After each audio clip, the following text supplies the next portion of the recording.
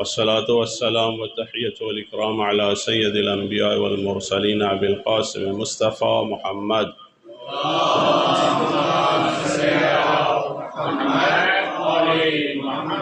وأهل بيته الطيبين الطاهرين واللعنة الدائمة على أعدائهم أجمعين. رب اشرح لي صدري ويسر لي أمري واحلل عقدة من لساني يفقهوا قولي. رب ادخلني مدخل صدق واخرجني مخرج صدق واجعلني من لدنك سلطانا نصيرا. أوصيكم عباد الله ونفسي بالاعتصام بالتقوى فإنه حبل الله المتين وعروة وثقى. سب سے پہلے خود اپنے نفس کو تقوی کی نصیحت کرتا ہوں اور اسی کے ساتھ ساتھ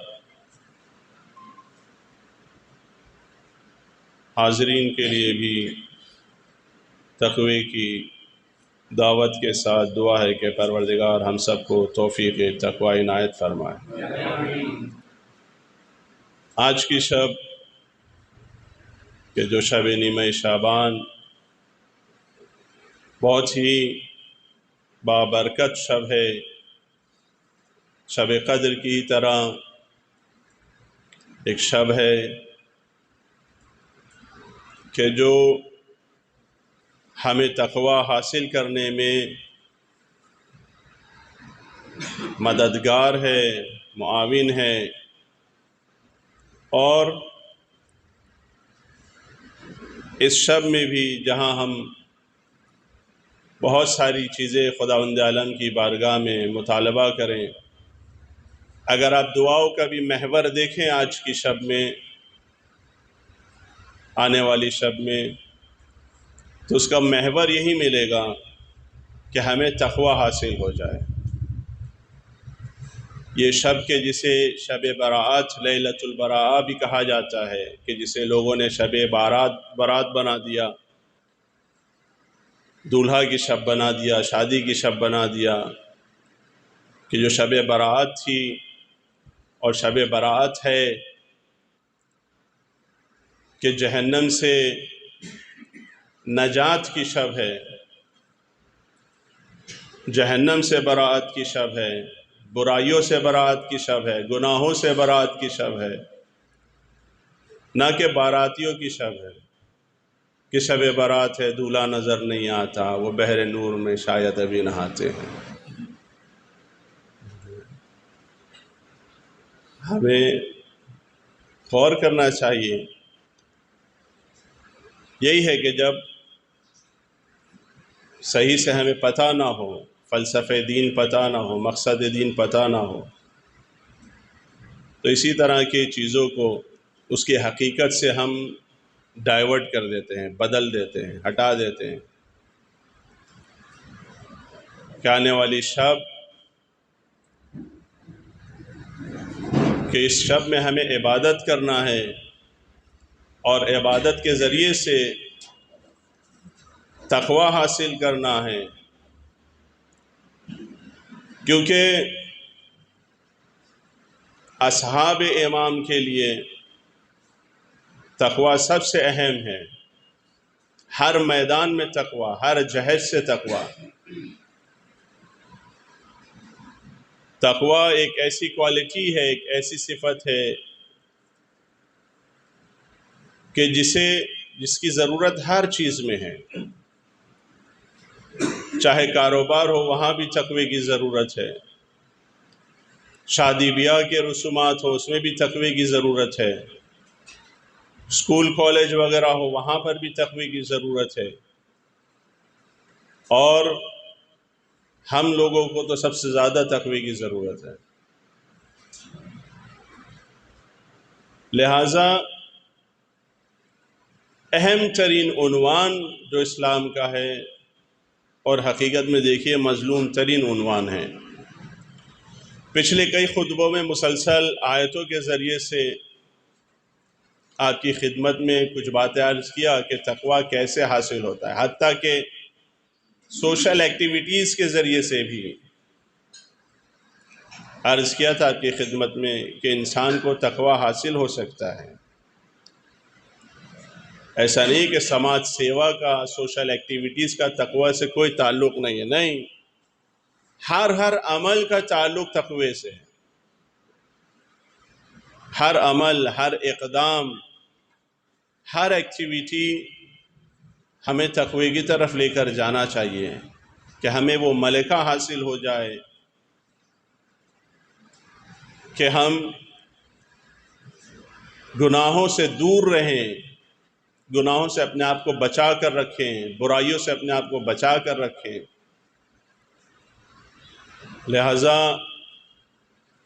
آنے والی شب کو بھی پچھلی مناسبتوں کی طرح دھمال میں نہیں گزارنا ہے بلکہ اعمال میں گزارنا ہے، اور آنے والا دن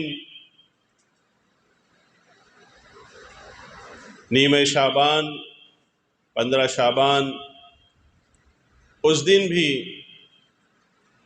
ہمیں اس طریقے سے سڑک پر آنا ہے کہ جو پیغام اسلام ہے، جو حقیقی پیغام اسلام ہے، جو حقیقی پیغام امام زمان ہے، وہ لوگوں تک پہنچے۔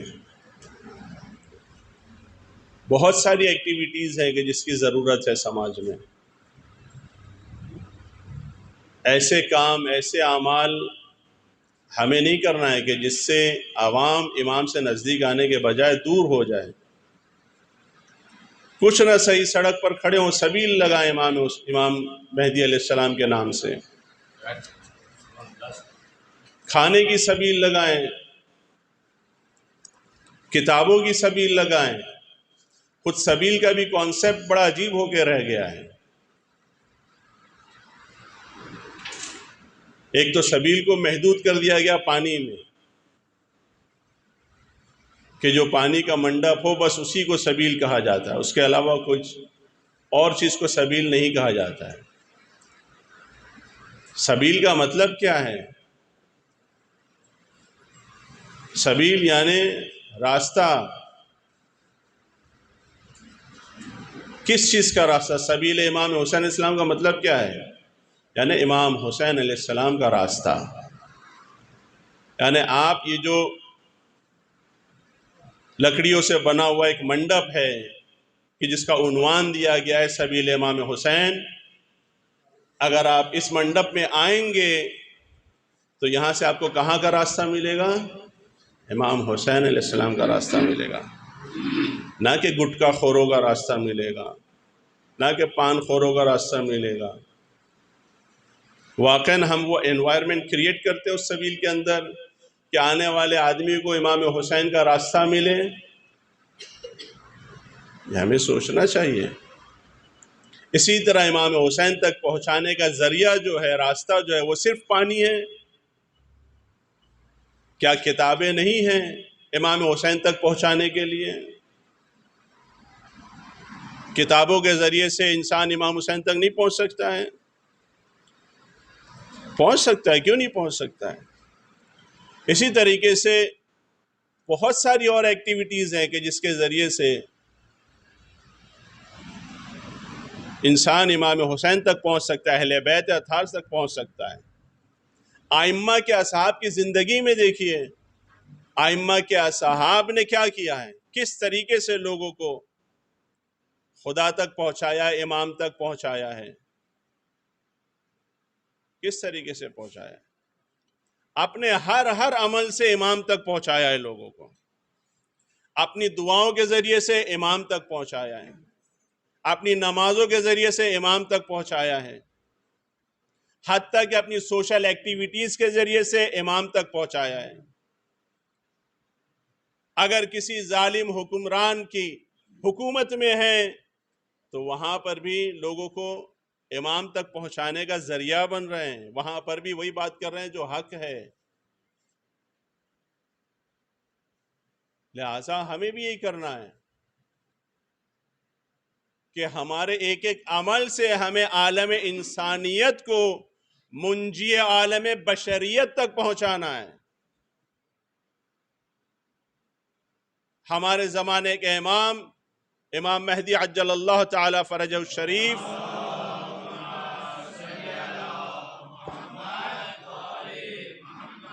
ہمارے امام کا مطلب یہ نہیں ہے کہ صرف شیعوں کے امام ہیں،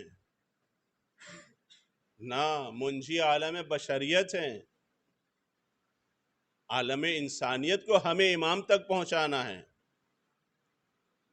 آج اسی کائنات میں ہے ایسا طبقہ، ہے ایسے نوجوان کہ جو اپنے کردار سے، اپنی گفتار سے، اپنی رفتار سے، اپنے اعمال سے عالم انسانیت کو امام تک پہنچا رہے ہیں، اپنے اخلاق کے ذریعے سے، اسی عزاداری کے ذریعے سے، انہی سبیلوں کے ذریعے سے امام تک پہنچا رہے ہیں۔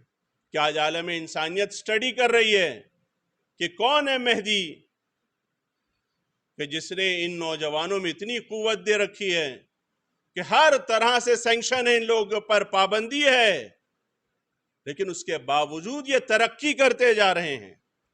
اور کمال یہ ہے کہ ترقی کے ساتھ ساتھ ان میں غرور نہیں آ رہا ہے، ترقی کے ساتھ ساتھ ان میں ظلم و ستم و فسق و فجور نہیں دیکھنے میں آ رہا ہے۔ ورنہ اگر ترقی، ٹیکنالوجی، ان ساری چیزوں کو ترقی کہا جاتا ہے تو خوب بہت سے ہیں جو ترقی کر رہے ہیں، لیکن آپ دیکھ لیجئے اقتدار ہاتھ میں آنا بھی ایک ترقی ہے، لیکن آپ دیکھ لیجئے ہمارے اپنے ملک میں اگر یہ بھی ترقی ہے تو اس ترقی پہ آنے کے بعد کیا مل رہا ہے آپ کو؟ جھوٹ اور فریب کو عام کر کے اس کے اوپر سچائی اور حقیقت اور مظلومیت کا لیبل لگایا جا رہا ہے۔ آپ دیکھ رہے ہیں، لہٰذا ایسے ماحول میں، ایسی سچویشن میں ہماری ذمہ داری سب سے زیادہ ہے، یہ یاد رکھیں۔ سب سے بڑی ذمہ داری، سب سے اہم ذمہ داری ملت تشیع کی ہے، حسینیوں کی ہے، نہ صرف ملت تشیع کی بلکہ حسینیوں کی ہے۔ ہر وہ انسان جو حسین حسین کرتا ہے، ہر وہ انسان جو مولا حسین علیہ السلام کو خراج عقیدت پیش کرتا ہے، ہر وہ انسان بلا تفریق مذہب و ملت، چاہے مسلمانوں میں کسی فرقے کا ہو، چاہے ہندوستان میں کسی مذہب کا ہو، چاہے کائنات میں کسی مذہب کا ہو، چاہے وہ ہندو ہو، سکھ ہو، یہودی ہو، عیسائی ہو، اگر وہ حسین حسین کر رہا ہے تو اس کی ذمہ داری بہت زیادہ ہے، بہت اہم ہے ایسے ماحول میں، ایسی سچویشن میں، بلکہ ساری ذمہ داری اسی کے دوش کے اوپر ہے۔ اور ایسے طبقے میں حسینیوں میں سب سے بڑی ذمہ داری ہمارے اوپر ہے۔ لہذا ہم بھی اگر سڑکوں پر آئیں اور آنے کے بعد وہی دھمال اور موج اور مستی اور ہلڑ اور ہنگامہ، گٹکے بانٹنا، پان بانٹنا اور انہی سب خرافات اور فالتو چیزوں میں مہدویت کو محدود کر دیں تو یاد رکھیے کبھی بھی مہدویت ہمیں نجات نہیں دے سکتی، یاد رکھیں، کہیں پر بھی نجات نہیں ملنے والی، یہاں پر بھی نجات نہیں ملے گی اور وہاں پر بھی نجات نہیں ملے گی۔ یہاں پر بھی ذلت اور رسوائی کو فیس کریں گے کہ جیسے فیس کر رہے ہیں، اور آخرت میں بھی ذلت اور رسوائی کو ہی فیس کرنا ہوگا۔ لہٰذا ہماری ذمہ داری بہت زیادہ ہے۔ خود تقوی کے حوالے سے عرض کیا تھا اس کے پہلے، تقوی ایک پیکیج ہے، ایک اجتماعی نظام ہے، ایک اجتماعی سسٹم ہے کہ سب کو مل کر اسے نافذ کرنے کے لیے، اسے اپلائی کرنے کے لیے کوشش کرنا ہے، ہر جہت سے کوشش کرنا ہے، اسکولوں کے ذریعے سے، ٹیوشن کلاسز کے ذریعے سے، خطبوں کے ذریعے سے، ان امام بارگاہوں کے ذریعے سے، ان مسجدوں کے ذریعے سے، یونیورسٹیز کے ذریعے سے، ہمیں اسی تقوی کے ماحول کو عام کرنے کے لیے کوشش کرنا ہے۔ پروردگار بحق محمد اور آل محمد ہمیں توفیق تقوی عنایت فرما۔ بسم اللہ الرحمن الرحیم۔ انا اعطیناک الکوثر فصل لربک وانحر ان شانئک هو الابتر۔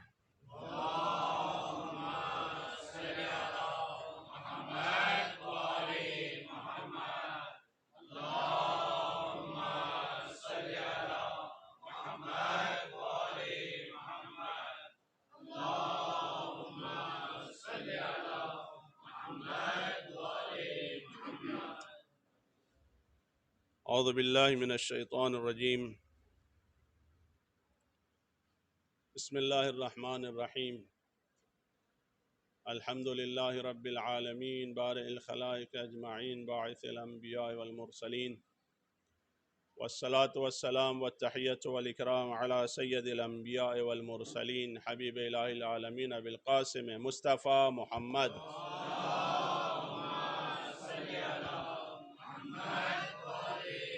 وعلى قائد الغر المحجلين أمير المؤمنين علي بن أبي طالب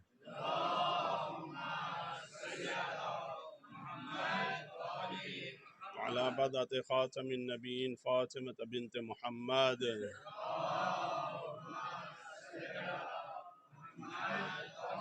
الحسن بن علي المجتبى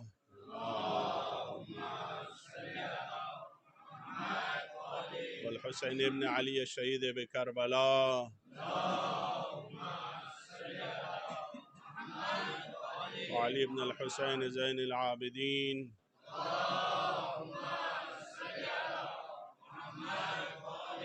ومحمد بن علي الباقر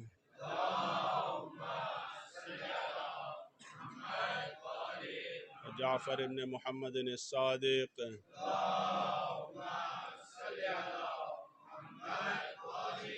وموسى بن جعفر الكاظم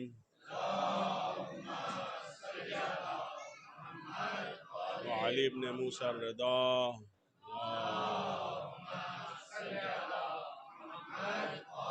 ومحمد بن علي التقي وعلي بن محمد النقي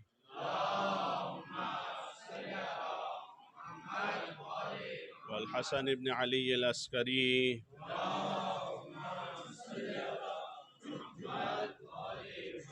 اللهم صل على مولانا صاحب العصر والزمان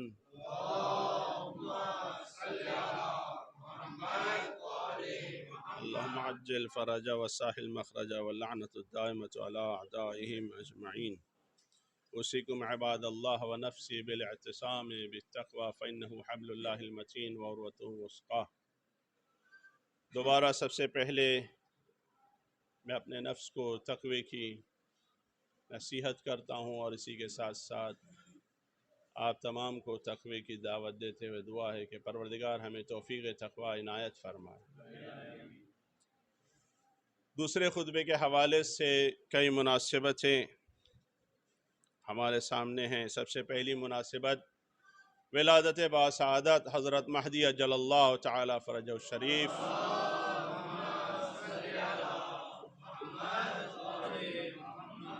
اور اس کے علاوہ عالمی اور ملکی مسائل جو آپ کے سامنے ہیں۔ عزیزان گرامی، جیسا کہ آپ جانتے ہیں کہ ابھی پچھلے دنوں آل سعود کے جو آل یہود ہے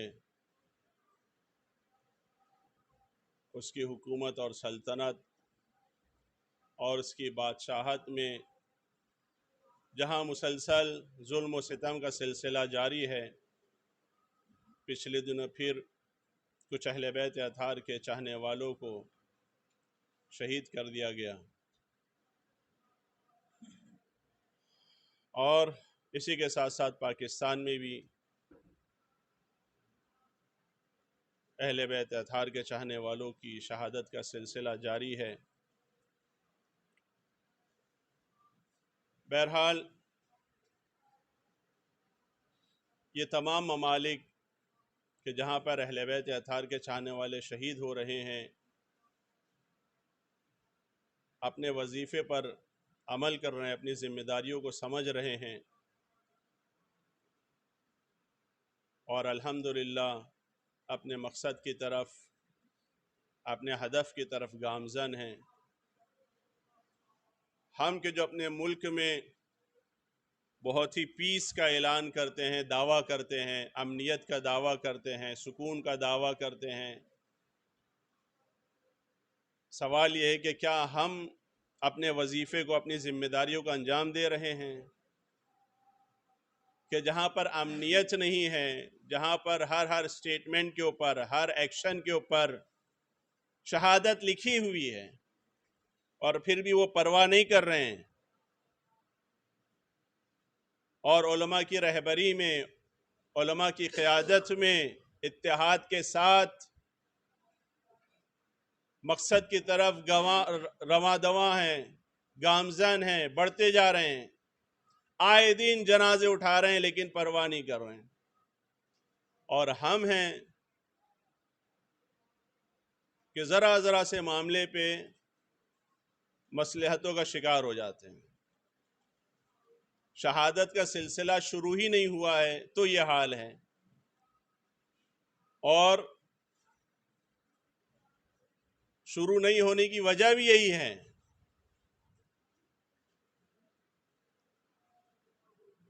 کہ واقعاً ہم وہ قوم ہیں کہ جو شہادت کے لائق ہی نہیں سمجھتا ہے جنہیں خدا، اور شہادت کے لیے اسلحہ اٹھانا کوئی ضروری نہیں ہے کہ اسلحہ اٹھاؤ گے تو ہی شہادت ملے گی۔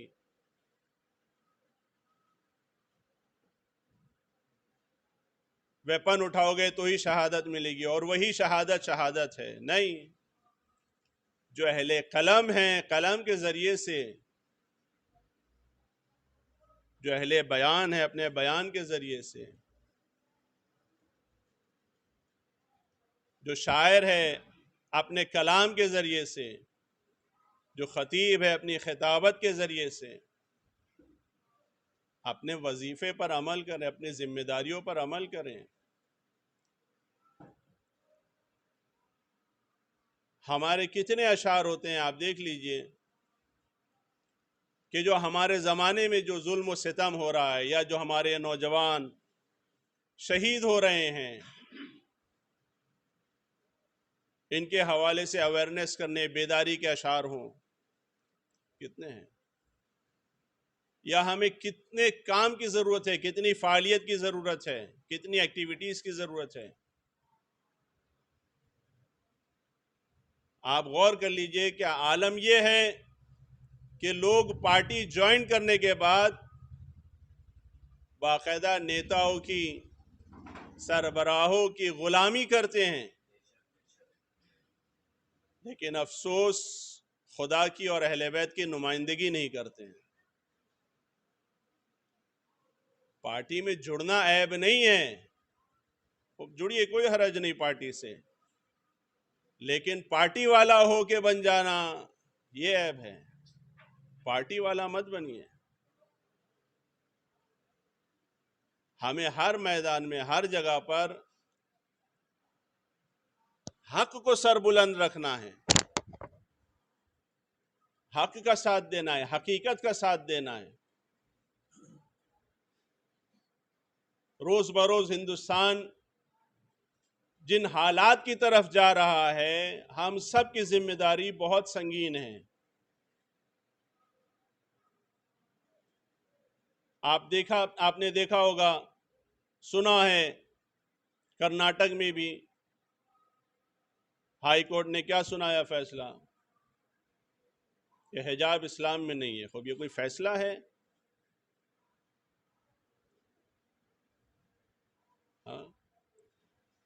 ایک جج کی ذمہ داری یہ نہیں ہے کہ وہ ان باتوں کو بیان کرے کہ کیا چیز دین میں ہے، کیا چیز دین میں نہیں ہے۔ یہ جج کی ذمہ داری نہیں ہے۔ آپ نے دین کو پڑھا ہی کتنا، یہ بتائیے۔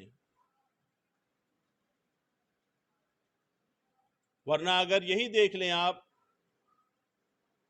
کہ اسی طریقے سے آپ کو دین کے بارے میں، دھرم کے بارے میں فیصلے سنانا ہے کہ کیا چیز دین میں ہے، کیا چیز دین میں نہیں ہے، تو یہ بہت ہی خطرناک چیز کی بنیاد پڑی ہے۔ یہ معاملہ بہت دور تک جائے گا۔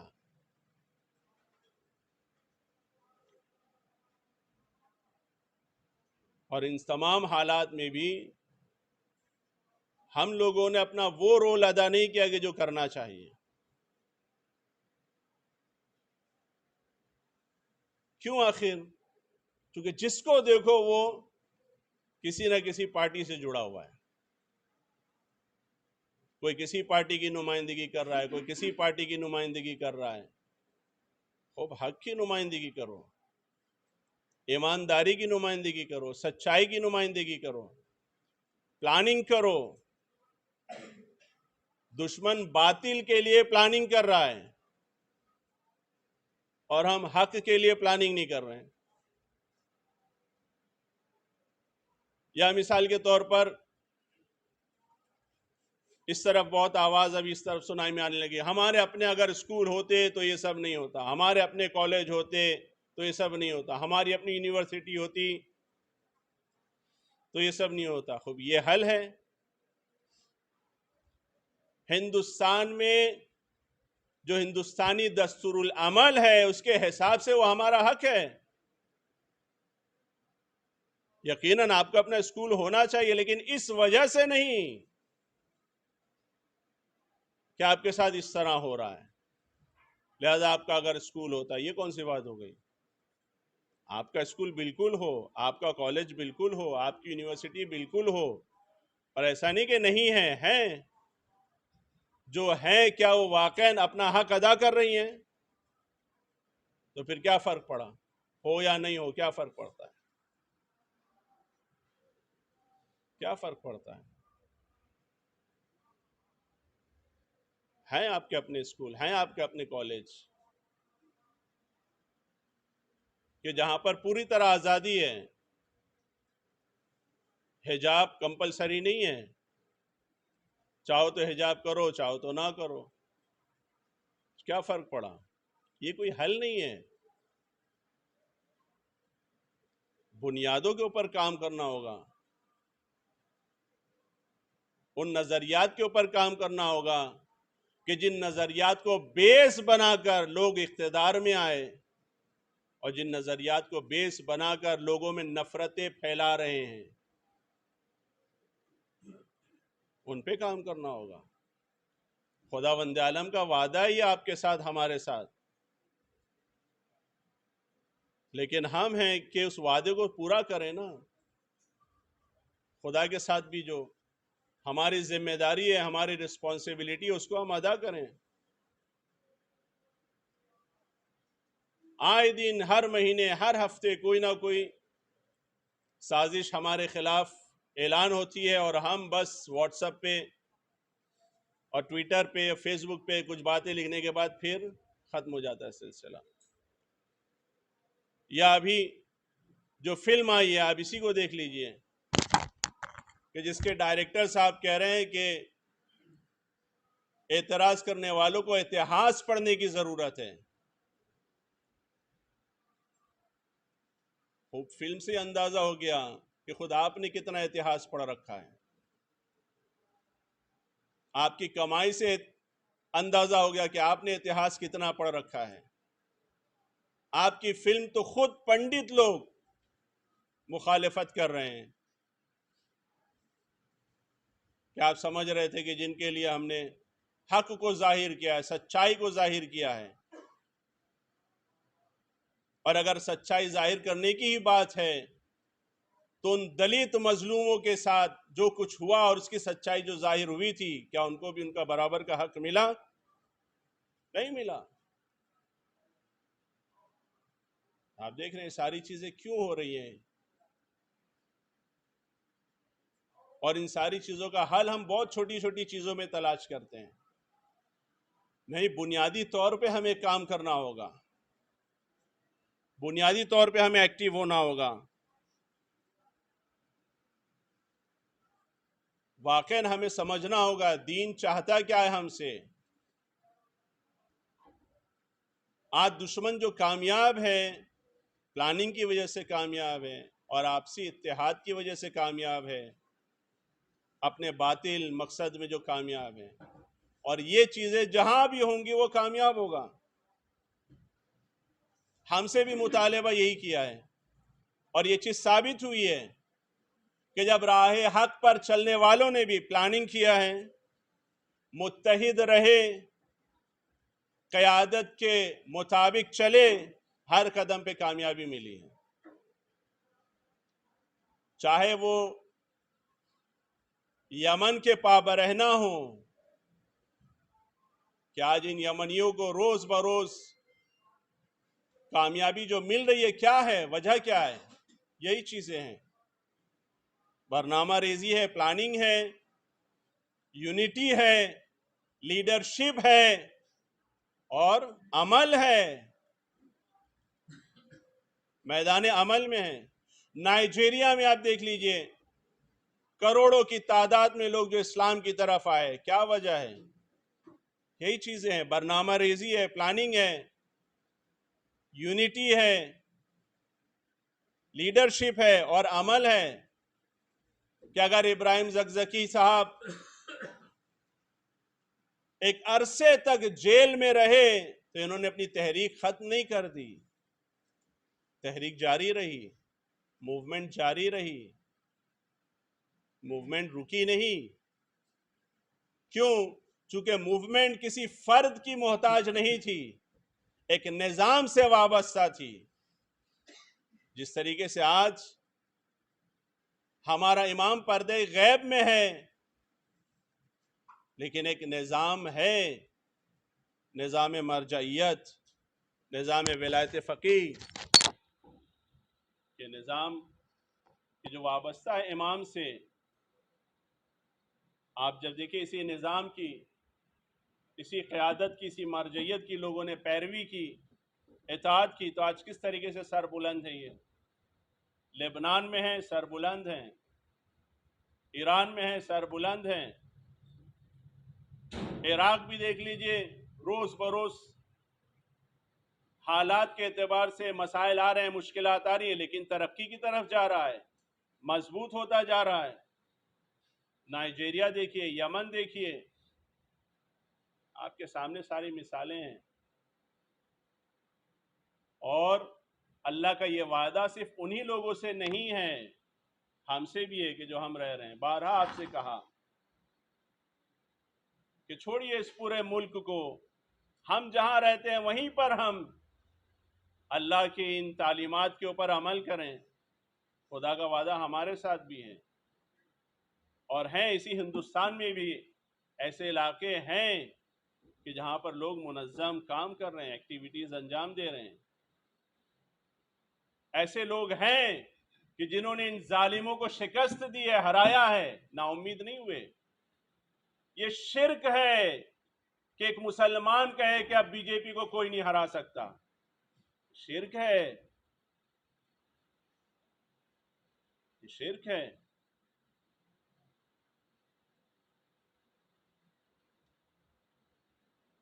آپ دیکھ رہے ہیں کس طریقے سے لوگ نا امید ہیں، کیوں؟ چونکہ بنیادیں مضبوط نہیں ہیں۔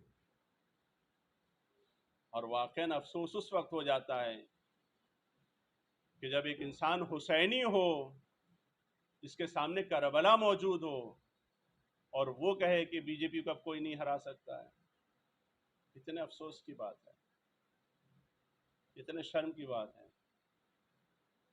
تو اس عزاداری نے کیا اثر دکھایا؟ اس حسین اس لبیک یا حسین نے کیا اثر دکھایا؟ یہی کہ بس آؤ ماتم کرو، مجلس میں بیٹھو، تبرک کھاؤ، چلے جاؤ۔ بہترین تبرک ہونا چاہیے، بہترین ذاکر ہونا چاہیے، بہترین ماتم ہونا چاہیے۔ نہ، ان سب کا اثر یہ ہے کہ ہمیں بہترین بننا چاہیے۔ اگر ہم بہترین امت بن رہے ہیں تو واقعی یہ ساری چیزیں بہترین ہیں، ورنہ اگر ہم بہترین امت نہیں بن رہے ہیں، کنتم خیر امۃ اخرجت للناس، کب بہترین امت بنیں گے؟ جب یہ ساری بہترین چیزیں امر بالمعروف اور نہی عن المنکر ہم سے کروائیں۔ اور یہ امر بالمعروف نہی عن المنکر ہر جگہ کرنا ہے، ہر میدان میں کرنا ہے۔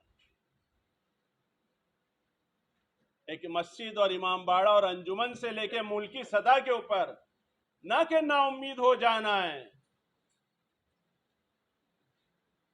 نہیں، نا امیدی کفر ہے، ایسے بیانات، ایسے کلمات شرک ہیں۔ کیوں ایسے کلمات ادا کر رہا ہے انسان؟ اس کو یقین نہیں، اس کو بلیو نہیں ہے کربلا کے اوپر۔ آج نائجیریا کربلا کی وجہ سے سربلند ہے. کربلا نے انہیں یہی سکھایا ہے. بہترین برنامہ ریزی، بہترین یونٹی، بہترین قیادت، بہترین عمل. آج یمن اسی کربلا کی وجہ سے سربلند ہے. اور یہ کربلا ہمیں بھی سربلند رکھتی ہے، رکھنے کی قدرت رکھتی ہے. لیکن کب؟ کہ جب ہم ان مادیات سے نکلیں، مٹیریل لائف سے باہر نکلیں،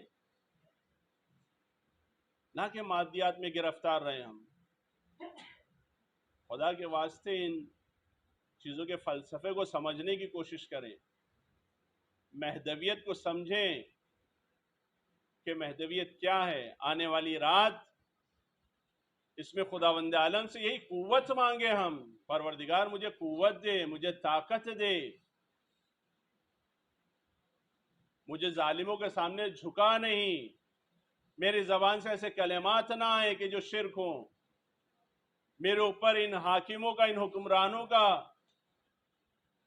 کوئی اثر نہیں ہونا چاہیے، ان کا کوئی خوف نہیں ہونا چاہیے میرے اندر. لیکن اس کے ساتھ ساتھ ہمیں کام کرنا چاہیے، میدان عمل میں اترنا چاہیے. یہ مساجد، یہ جامع مساجد، یہ امام بارگاہ کیوں ہیں؟ یہ اسی لیے ہیں کہ جہاں سے ہمیں متحد رہنے کا سبق ملے، جہاں سے ہمیں قیادت کا سبق ملے، جہاں سے ہمیں ایکشن پلان ملے، اور اس کے بعد ہم میدان عمل میں اتر آئیں. نہ یہ کہ رزق کو ضائع کریں، برباد کریں خوشی کے نام پر. کہ جیسے ایک جگہ لوگ ایک دوسرے کے اوپر انڈے پھینک کر خوشی کا اظہار کر رہے تھے. خداوند عالم نے رزق ایک دوسرے پہ پھینکنے کے لیے نہیں دیا ہے، ضائع کرنے کے لیے نہیں دیا ہے، برباد کرنے کے لیے نہیں دیا ہے. تمہیں اس امام کے نام پہ انڈے کا اظہار کرنا تھا، خوب انڈے ابال کے کھلا دیے ہوتے لوگوں کو، نہ کہ ایک دوسرے پہ انڈے مار رہے ہو. علماء تو ایک دوسرے کے اوپر کلر پھینکنے بھی منع کر رہے ہیں کہ رنگ وغیرہ بھی مت پھینکو، چجائے کہ انڈے پھینک رہے ہو. اور جب عالم دین نے منع کیا تو عالم دین کو بدتمیزی کے ساتھ روک دیا گیا. دیکھ رہے ہیں